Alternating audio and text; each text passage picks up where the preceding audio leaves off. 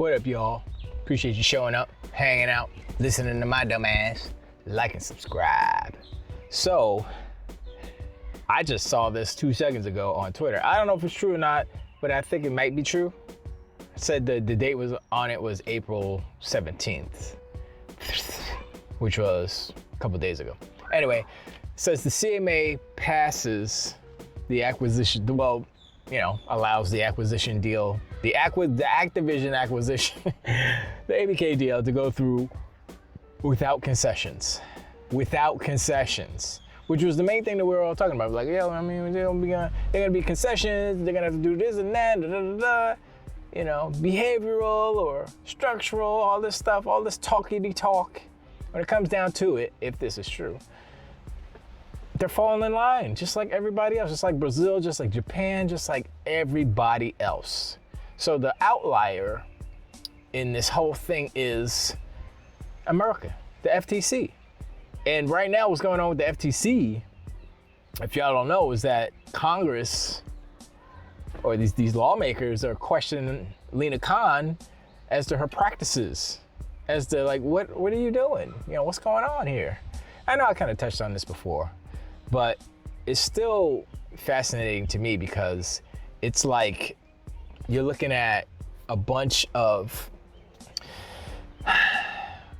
it's one-sided for Lina Khan and the FTC because what they're trying to do is prove a point, to try to prove that they're the governing body that can stop these big mergers if they need to be stopped.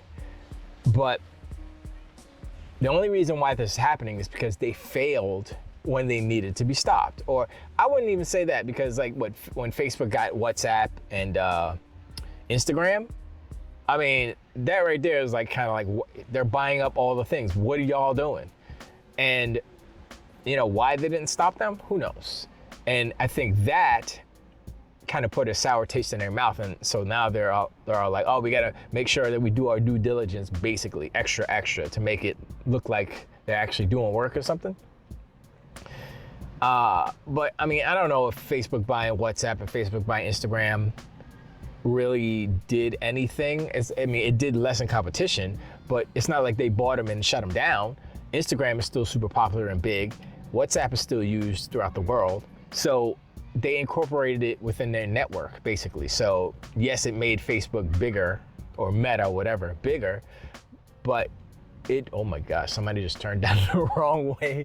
Ooh, if you hear crash, then y'all know what happened. But anyway, so yeah, it's different if a company buys another company, that is competition, and they shut them down. I mean, that's a little different, but I still see it. Whereas, they're buying the competition in order to delete the competition, or they're absorbing the competition. So it's kind of the same, but not really. So I see that. But what Microsoft buying Activision Blizzard King is not that. It's not Facebook buying Instagram. It's not Facebook buying WhatsApp. They're buying a publisher, and they're buying a whole bunch of studios and talent and IP and the mobile stuff, the mobile market kind of thing. And so all of that put together, it's different from them buying, like if they went to go and buy like Sony or something, yeah, of course that's not good. But they're not doing that. They're buying a publisher. Well, they're buying I just listed them. So that's what they're doing. So it's not the same. But the ponies are gonna pony. Anyway, in another turn of events, Sony just bought another studio, another AAA Firewalks, or I don't know what it's called. It's whatever. There's a lot of fire. And so they bought another studio amidst this whole thing because they know that the deal's gonna go through. So they're like, oh, we can't wait around for this deal to go through. We got to do some stuff. So they bought another studio, and that's funny. But what are you gonna do? It's just it's the hypocrisy of the industry. It's like, oh, Sony can do whatever the hell they want, but Microsoft, no. And I played a little bit of Tokyo, Ghostwire Tokyo on the S. And I'm like, okay, it's all right. It's cool. I mean, but you know, I haven't looked at the Digital Foundry video as far as the performance. They're saying it's like 15% worse on Xbox Series X or something. And so I'm like, okay. I mean, why is it though? Like, I mean, here's the thing. They say these things, it's this, it's that, and it's the third, but why? And that's my whole thing. I want to know. That's the kind of the thing I think that Digital Foundry is missing, is the why. Why is it worse? But anyway, but yeah, that game is okay. I'm like maybe half an hour in or something, and I'm like, okay, it's not a AAA game. It's like to be generous, a AA game if you want to, maybe a single A game. I don't know. I'll play it some more and see what it is, but it's alright. It's definitely like it's a Game Pass game, if that makes sense. The home of the triple B games. But there's a place for that now. You know, you can't sell a triple B game for $70. Nobody's gonna buy it. So you put it on Game Pass, or you sell it for 20 or something, or 40, or whatever. I don't know what that is. But anyway, tangenting into this other story, which was, well, Sony buying another studio, but that's not even what it was. Sony raised the prices of all their games on Steam. What the hell is Sony doing? It's like they don't care. They're just like, yo, F everybody. We gonna make this money. Let's go. And they raised the prices from 14.5% all the way up to double. God of War on Steam is double from what it was. So 200%, from 14.5% to 200% increase, maybe over 200%. I can't even remember, but I know they said at least double on the God of War and a couple of other games. And this is in different regions, so I'm lumping it all together. There's like 14, and then there's 20 to whatever percent, then there's the 60. It's the whole range from 14.5 to 200% raising of prices of their games on Steam. And I'm like, they do not understand what Steam is. They obviously do not realize that PC gamers are PC gamers. They're not console gamers like how you've trained them. PC gamers will look at your funky, goofy ass price and they'll be like, yeah, I'm not gonna pay that. And then they'll boop, boop, boop, they'll hop right over to Keys, PC Keys or whatever, .com, CD Keys, and they gonna get the game cheaper. If they want to get it legally. You know, there's nefarious pirating things and stuff. You know, they could definitely pirate your game.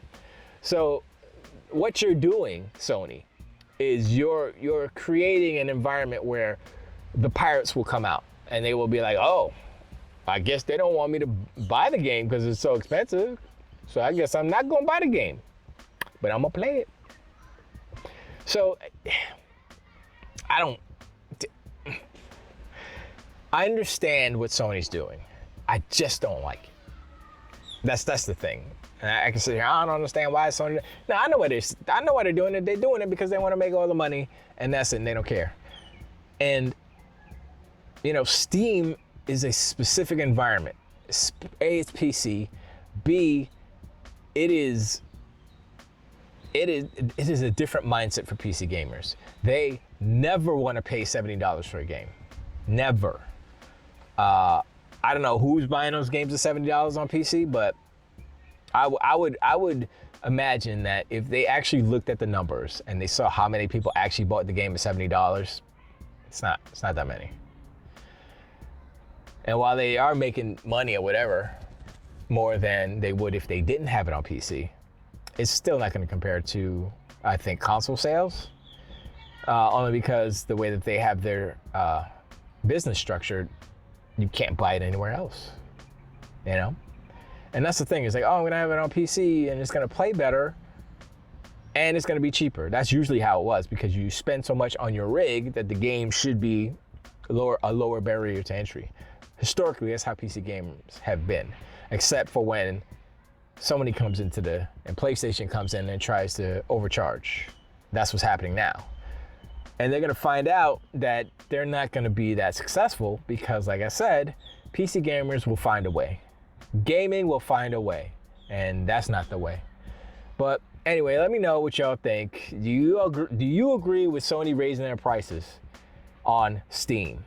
It sounds a little ridiculous, but they're doing it, and it's by a lot. And also, what's up with these acquisitions? I mean, are they not paying attention to the fact that they're over here crying about, and then I want to know what Colin Moriarty's going to say about that. Oh, it's a small studio. Is it organic? No, it's not organic. Here's what happened. Before, let me know in the comments. This studio was making a game. Sony saw the game and said, yo, that's a dope game. We want that game. Let's just buy the studio. What happened to organic? See, I can't even talk. What happened to organic growth? There's no organic growth. It's a bunch of BS. It's a bunch of lies. It's a fairy tale that everybody's telling you. These ponies and donkey unicorns are telling you to make you believe that how Sony does business is just and virtuous, and how Xbox does business is just greedy, and it's a giant rich corporation trying to just buy their way to the top. That last sentence, giant corporation buying their way to the top, exactly what Sony's doing. Exactly what Sony has done historically for the history of their video game company. That's what they have done. Go look at it. I dare you to debate me and fight me on that, because you know it's true. Signosis anyone. Anyway, I appreciate y'all hanging out. Let me know in the comments about all the jibber jabber I just said. And I will talk to y'all on the next one. I appreciate. Tilt the weight.